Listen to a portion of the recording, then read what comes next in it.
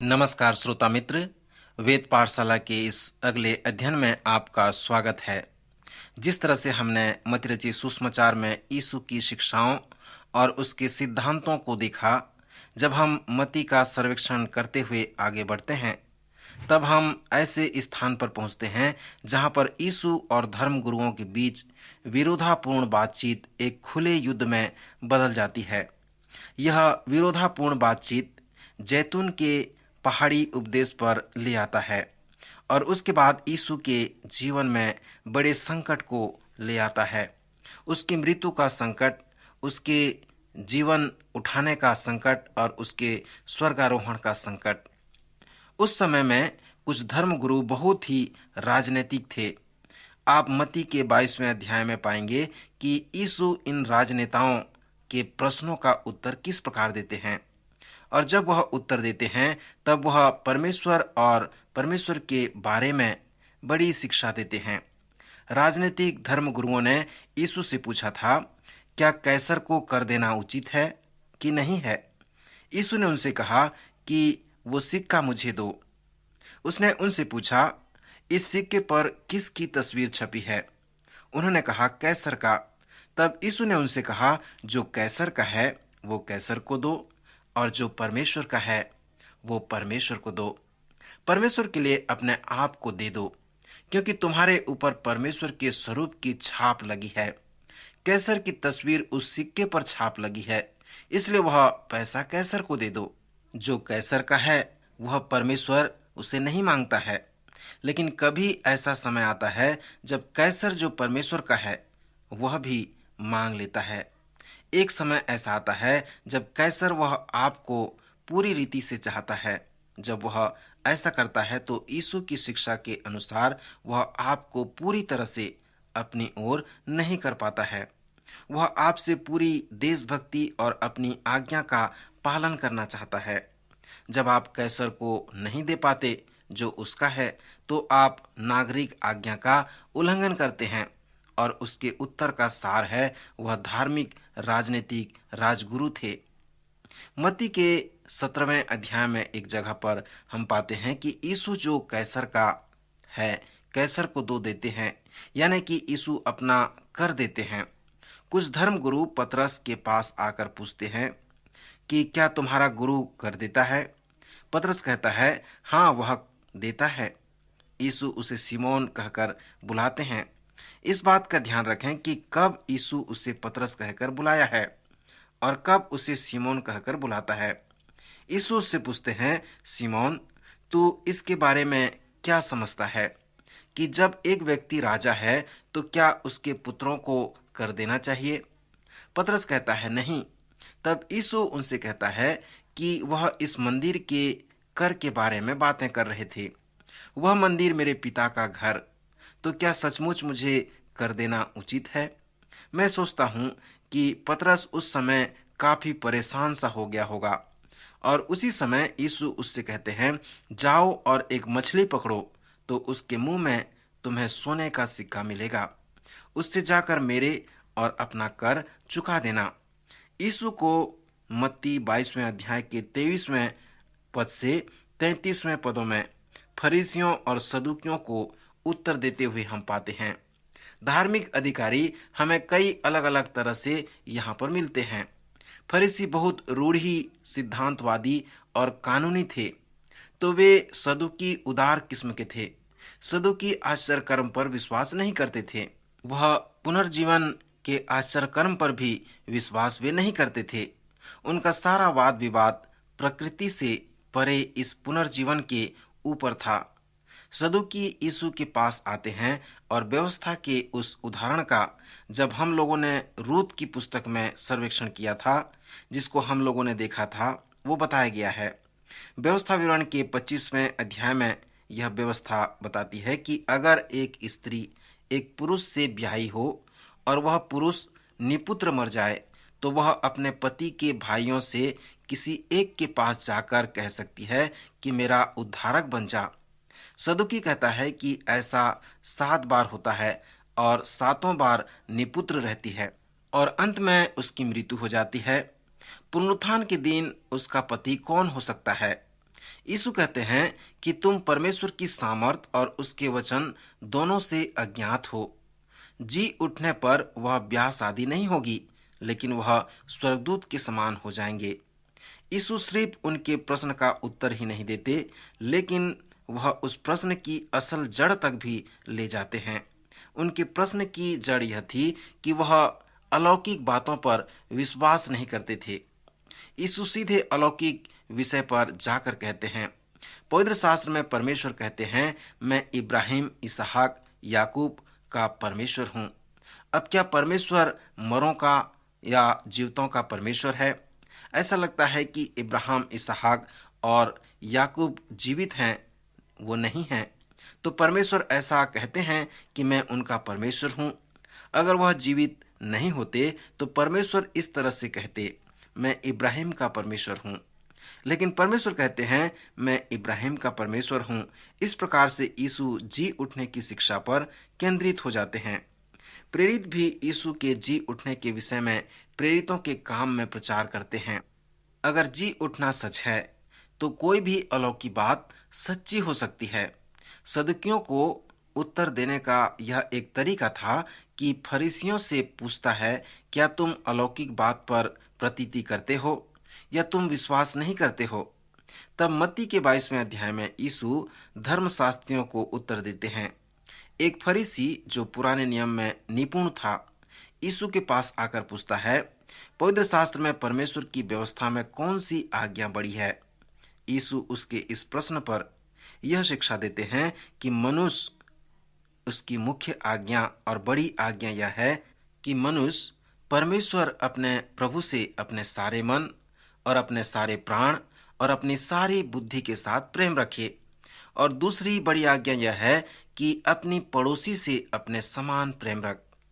पहाड़ी उपदेश के अंत में मैंने कहा था कि जीवन 3 बातों में है जिनका हमें स्वामी बनना है।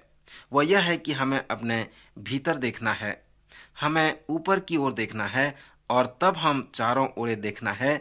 इसके लिए हम तैयार होते हैं और मसीह का हल होने के लिए, उसके एक भाग बन जाने के लिए हमें अपने आप को तैयार करना है। इन 2 आज्ञाओं के सारांश में यीशु सिखाते हैं कि किस तरह से हमें उन 3 देखने वाले तरीके को अपने जीवन में अपनाना है। यीशु हमें सिखाते हैं, जब आप ऊपर देखते हैं तो प्रेम करें, परमेश्वर से प्रेम करें। जब आप चारों ओर देखते हैं तब भी प्रेम करें, अपने पड़ोसी से प्रेम करें। जब अपने भीतर देखते हैं, अपने आप से प्रेम करें। जब यीशु अपने से प्रेम करने को कहते हैं, इसका मतलब यह नहीं कि जब कभी भी आप आईने के सामने गुजरें तो वहां रुककर अपने ऊपर ध्यान करके अपने आप को देखें। हमें इस बात को समझना है कि यीशु इस बारे में क्या बता रहे थे। आत्म स्वीकृति, आत्म सम्मान, अपने बारे में अच्छा सोचना, अपने बारे में वही बात बोलना जो परमेश्वर आपके बारे में कहना चाहता है कि आप में वह योग्य है कि नहीं है। यीशु हमें इन सुंदर शिक्षा में ये बताते हैं कि हमें तीनों दिशा में प्रेम रखना है। हमें परमेश्वर को पूरी रीति से प्रेम रखना है, अपने आप से सही रीति से प्रेम रखना है और दूसरों से प्रेम रखना है, अपने पड़ोसी से अपने समान प्रेम रखना है। मत्ती के 23 अध्याय में हम एक महान भाग को देखते हैं जिसमें अगुवाई के लिए मसीहियत तत्व ज्ञान है के विषय को हम देख रहे हैं। आपको याद होगा कि मत्ती के 20वें अध्याय में जेबदी की पत्नी आकर यीशु से कहती है कि आप अपने राज्य में जब आएं तो मेरे बेटों को बड़ा स्थान देना। पर यीशु उस जेबदी की पत्नी से कहते हैं, अगर तुम मेरे राज्य में बड़ा होना चाहते हो तो तुम्हें सेवक बनना है। इसी बात पर यीशु और धर्म अधिकारियों के बीच बातचीत में गर्म हो जाते हैं, क्योंकि यीशु उनके नेतृत्व के तत्वज्ञान के बारे में उनका विरोध करते हैं। यीशु धार्मिक अधिकारियों को उदाहरण के तौर पर लेते हैं कि उसकी नेतृत्व के तत्वज्ञान किस तरह का है। उस समय के धर्मगुरु यीशु की हर शिक्षा के प्रतिपक्ष जाते थे। यीशु अपने प्रेरितों से कहते हैं कि यह धर्मगुरु अपने आप को रब्बी, पिता और शिक्षक कहलाना अधिक प्रिय जानते हैं। यीशु कहते हैं धर्म गुरु को बाजारों में नमस्कार कहलाना प्रिय लगता है। फिर भी यीशु अपने नेतृत्व के तत्वज्ञान के पीछे चलने वालों को यह सिखाते हैं कि हमारे नेतृत्व में 3 बातों का निषेध है। तुम अपने आप को रब्बी मत कहलाना, किसी को अपना पिता न कहना और अपने आप को गुरु भी न कहलाना, क्योंकि तुम अब भाई हो और तुम्हारा एक ही रब्बी है, तुम्हारा एक ही पिता है, तुम्हारा एक ही गुरु है। तुम्हारा रब्बी, तुम्हारा पिता और तुम्हारा गुरु सब परमेश्वर है। तुम सब भाइयों की तरह बराबर की हो। अगर यीशु के नेतृत्व तत्व ज्ञान जिस तरह से मत्ती 23 अध्याय में दिया गया है, उसी तरह से यीशु मसीह की कलीसिया के लिए नेतृत्व का आधार होता, तो आज का कलीसिया संसार की किसी भी संस्था से भिन्न हो जाती। कई साल पहले की बात है, कलीसिया के बड़े लोगों ने एक व्यक्ति से कलीसिया का प्रशासक बनने को कहा, जो कि सेना का कई साल से प्रशासक था। एक दिन जब मैं उसके कार्यालय में गया तो वह काफी परेशान लग रहे थे। उसने मुझसे कहा, कलीसिया की तरह सही में कुछ नहीं है, कलीसिया की तरह कुछ भी नहीं हो रहा है। मैं बल्कि युद्ध भूमि को संभाल सकता हूँ। क्या कलीसिया को चलाना इतना कठिन है? कलीसिया के लिए नेतृत्व का तत्व ज्ञान इस व्यापारी दुनिया से नहीं लेना चाहिए। कलीसिया एक व्यापार नहीं है और कलीसिया कोई युद्ध भूमि भी नहीं है। और आप जिस तरह से कलीसिया को चलाते हैं, आप कलीसिया को वैसे नहीं चला सकते। आप कलीसिया को कैसे चलाते हैं? कलीसिया के नेतृत्व की रचना क्या है?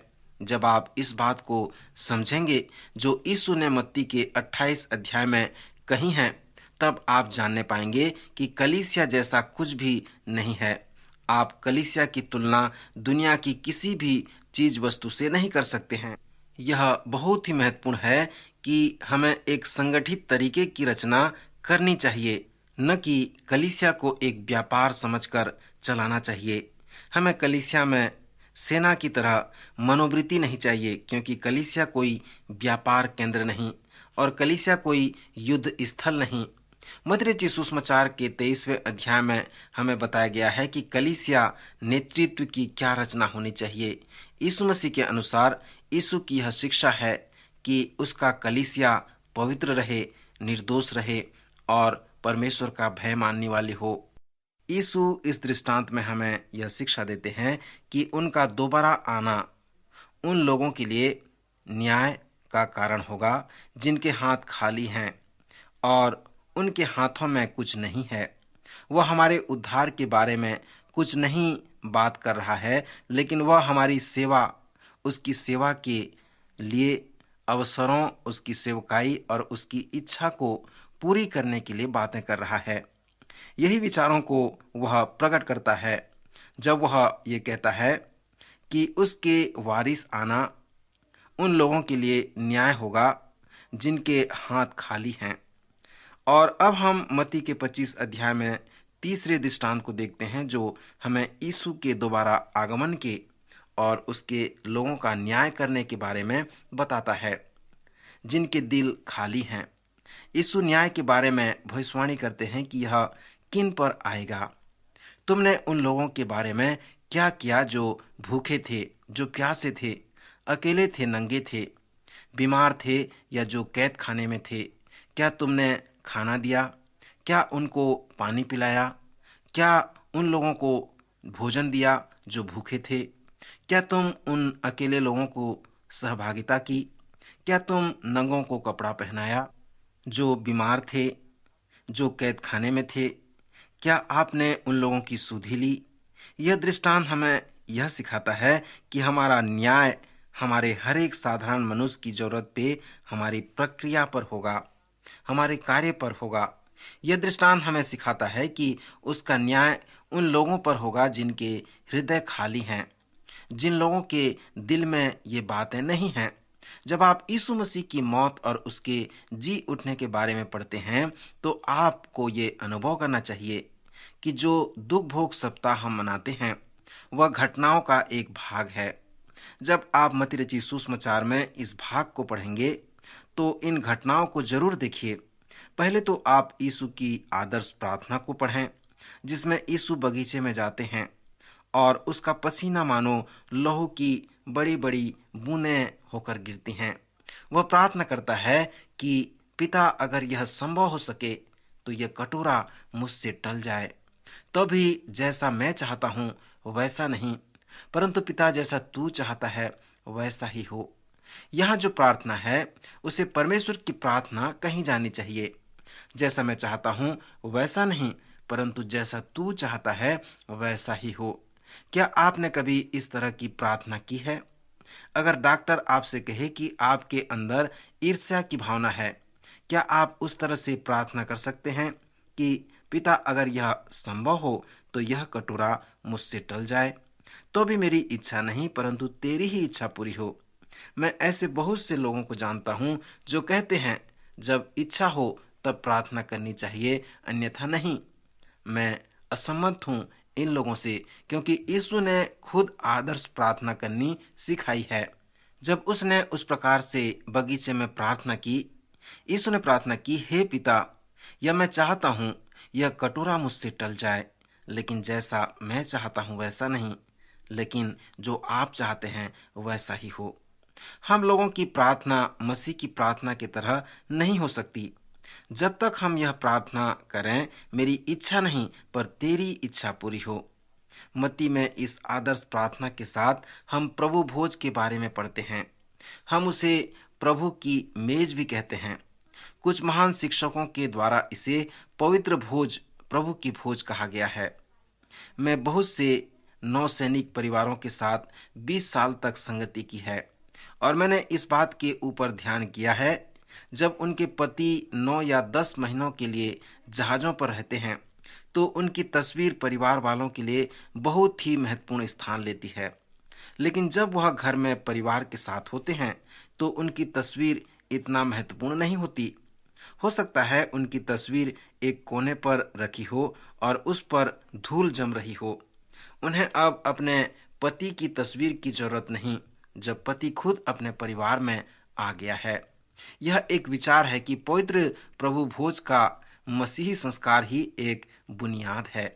यीशु अपने शिष्यों से कहते हैं, इससे पहले कि मैं जाऊं, मैं अपनी तस्वीर तुम्हें दे देना चाहता हूं। जब तक मैं न आऊं तब तक इस तस्वीर को देखते रहो। यह सहभागिता है। यीशु मसीह फिर से आने वाले हैं।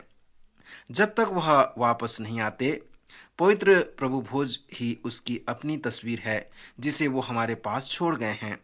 वो चाहता है कि हम उस तस्वीर को देखते रहें और उसकी याद में उसकी आराधना करते रहें जब तक वह वापस नहीं आ जाता।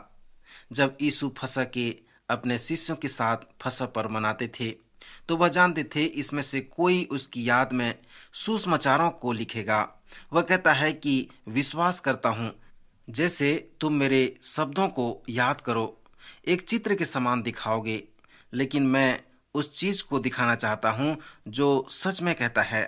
तब उसने अपने क्रूस पर की तरफ इशारा किया और कहा, यह है, उस तरह से चाहता हूँ कि याद किया जाऊं, तब तक मैं वापस नहीं आ जाता। मैं कई लोगों को कहते हुए सुना है कि वह इस क्रूस के कार्य को पसंद नहीं करते हैं, क्योंकि वह यीशु के पुनर्जीवित के बारे में विचार करना ज्यादा पसंद नहीं करते। मैं उनकी इस बात को नहीं मानता। मैं विश्वास करता हूँ कि यीशु ने कहा, मुझे मेरे क्रूस पर स्मरण करो। यह इस महान कार्य को उनको इस तरह याद किया जाए, लेकिन इसलिए क्योंकि हम उन्हें इस तरह से याद करना चाहते हैं। हम उन्हें क्रूस पर इसलिए याद करना चाहते हैं क्योंकि क्रूस पर मसीह हमारे उद्धार का आधार है और मसीह का जी उठना उद्धार का प्रमाण है। जब यीशु और उसके शिष्य मेज के चारों ओर बैठते हैं तो उस यीशु को धोखा देने वाले पर भी ध्यान दें।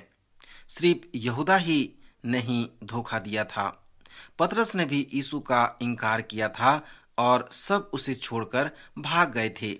यीशु ने उससे कहा, तुमसे एक कोई मुझे धोखा देगा, मुझे पकड़वाएगा। वह सब उदास और असहाय हो गए और पूछने लगे, क्या वह मैं हूँ? क्या वह मैं हूँ जो तुम्हें धोखा दूंगा? पतरस को छोड़कर सब ने यह कहा क्या वह मैं हूं? पतरस ने तो व्याख्यान किया था कि वह कभी धोखा नहीं देगा, लेकिन पतरस ही था जिसने 3 बार यीशु को इनकार किया।